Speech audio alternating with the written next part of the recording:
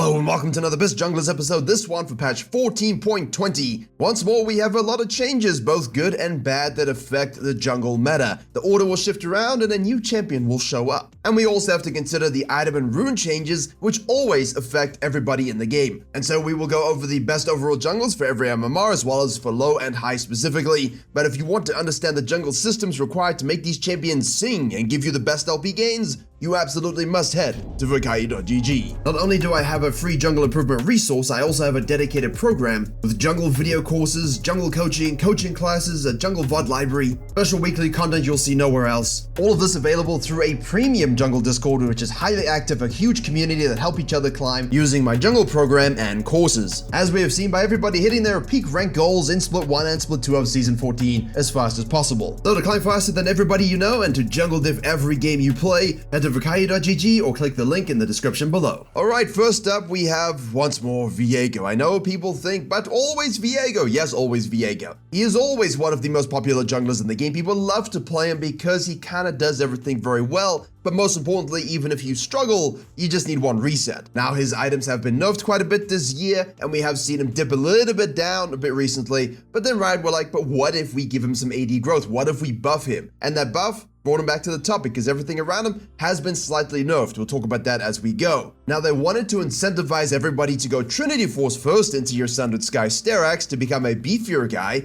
which is really funny because when he was relieved he was this, and then they didn't want him to do that because he became obnoxious. However, Kraken Slayer, my friend, still has a better win rate with basically the exact same pick rate. Going a bit more squishy, having a bit more utility through movement speed and attack speed because of the on-hit passive, and then going into survivability with Sundered Sky and Sterax, that just hits a little bit harder. But that always does well against lower range comps with CC that have longer duration fights, which everybody does now. If you have a whole bunch of squishies who you can actually assassinate and really amp up your ult on, then you can go Trinity Force second instead of Sundered Sky. So rather than combine those two items, I prefer to go Kraken and then choose which one of those best suits the game state or the comp, and then you can go into your Sterax, Wits Ends, and so on. And even though he is doing well in all of these varieties and all of these builds, that's one I recommend because it does even better. Virkayu, number 1. Next up we have Graves, who obviously has had a rougher season in terms of good win rates and high play rates. However, when you kind of buff the collector a little bit, in this case I mean a lot because that cost decrease is outrageous, Graves is happy because he's always going the Ghostblade into collector anyway, and now he has that bigger accessibility. Yes, it loses a bit of stats, but that's greatly offset by him completing the item sooner. And when you have strong fighters in the meta as well, his True Grit passive buff that he got a few months ago suddenly has a lot more meaning, especially with AP junglers being nerfed again with the Leandry shift. So all in all, it's really about the meta kind of slowly growing and suiting Graves more and more. Now the itemization suits Graves more and more, and once again, Graves is back because the actual jungle systems in terms of experience and camp respawns, yeah, that's always been good for him. And here we have released third after those quality of life buffs, which are really outrageous in the previous patch.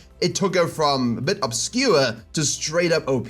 Now, she's always been kind of good, even in this meta. You can always farm more than people think, and sometimes you just need those extra fluidity changes, those extra utility changes, and that allows a champion to really pop off. Yes, Storm Surge was just nerfed a little bit in the passive department, as well as losing 5 AP, but Elise is really overkilling people with the Shadow Flame build and the penetration, so she just doesn't care. Much like Kha'Zix, yes, the Eclipse was nerfed and has affected a lot of people, but people are realizing that Kha'Zix wasn't really rushing that anyway and should not necessarily be rushing that. The regular lethality builds and the haste builds, all of that is relative to the entire meta. He changed when everybody else did. He was strong, he's still strong. The cool thing is you do have really dynamic pathways to go now in terms of R evolve, Q evolve. You can still go Eclipse and Conqueror, it's not really as effective, but you can. We have Profane Rush, Ghostblade Rush. The champion has more tools in the shed than pretty much most junglers in terms of what he wants to pull out in terms of items, game style, and runes in order to maximize the composition that he's in. Next up, we have Lee Sin. Now, they buffed his base AD up by 3. This champion is obviously harder to play, but they have made his raw mechanics easier over the past couple of years. However, he was really in the state where he's not just steamrolling people and you had to be good to execute. However, base AD usually has a very strong threshold on junglers, especially AD ones, because it affects your clears in terms of attack speed or spells, as well as your trading patterns and ganks. And basically, he is lower down here because there is still a skill issue component, but he's basically top of the top in high elo. There's nothing that can beat it.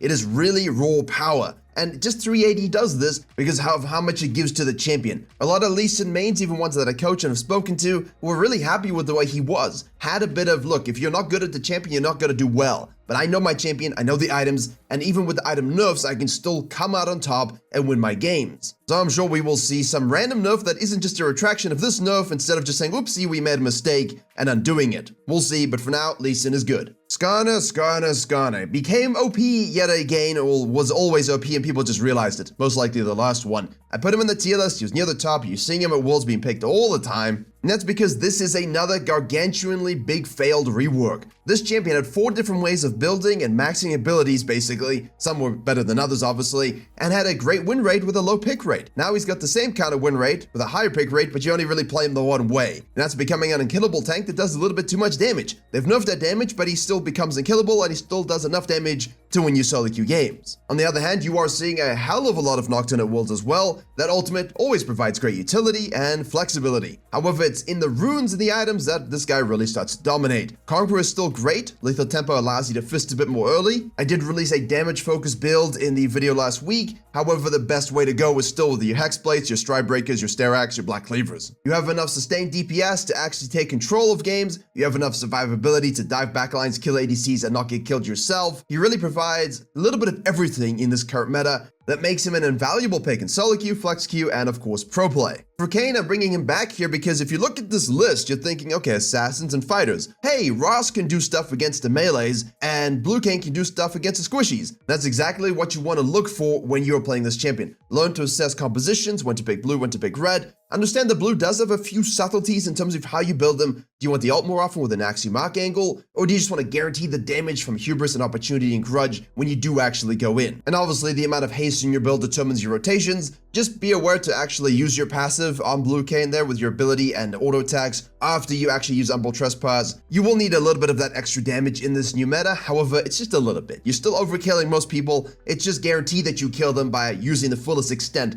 of your kit. And now we go to the A tier page, and Karthus reigns supreme because, as I said in the last video, when Blackfire Torch has higher base values and lesser scalings, you can rush it, and then you can go to Leandrews afterwards. So while Faded Ashes was nerfed a little bit, Karthus just doesn't care. And then he builds both items anyway, and he can dominate. Now, obviously, remember, a lot of the A tier page champions here you see might be inflated in terms of win rates because of who they're facing matchup-wise. And while there is a strong item and pilot issue with these champions, they're also good into what you're seeing all the time. And Karthus is obviously good for absolutely all those reasons. Nunu and Willem are once more back. Yes, they nerfed Leandrews because they don't want it being built on tanks. I don't know why they just don't deal with the AP ratios in the tanks and instead nerf the item, which affects everybody else. But the solution for Nunu and Willem is, of course, to stop going AP. You are not a psycho, and dying 10 times doesn't help anybody. Play normally. Now, if you go Sunfire into Leandrews, you're going to amp up that clear speed hugely, have a lot more tankiness against the dominant fighters in the game, and then you can really juice up your own damage profile and burn from Leandrews as a secondary item. Basically, every patch there's item changes and such things, Nunu and Willem find a way to maximize them to their fullest, and it's usually some kind of hybrid build. Full tank obviously performs very well, but I would save those cases for your flex 5s, your pre-major clashes, just because you don't have as much carry potential in solo queue. But when you add in a good itemization bend with an AP variety, you're usually going to be in a position to do enough damage, have enough sustain, and generally just be a lovely to look at champion. Not if you're an enemy immobile ADC though, then you just die. Following this, we have Volibear because he's doing very well into all of these champions. The respawn time is the experience, the gold, all of this is great for him. The tempo of the game is good for him, and stretched out longer fights with less damage in the game means more W procs, means more heals, means more damage. So this champion is doing very well. The Rod Navuri does work, the scaling and the snowball is strong, but if you want to have a more guaranteed output while being an unkillable monster anyway and not needing the scaling, Sheen, Shoujin, Iceborne, Spirit Visage, I put it in the build last week, you can hear more about it there. But you also have the Sundered Sky Rush if you want to be really boring. Don't do that. Honestly, it's not fun. It's just like, oh look, I chomp people and then I heal and yeah, anyway. No, go the fun builds. You can dominate as well as enjoy yourself a lot more,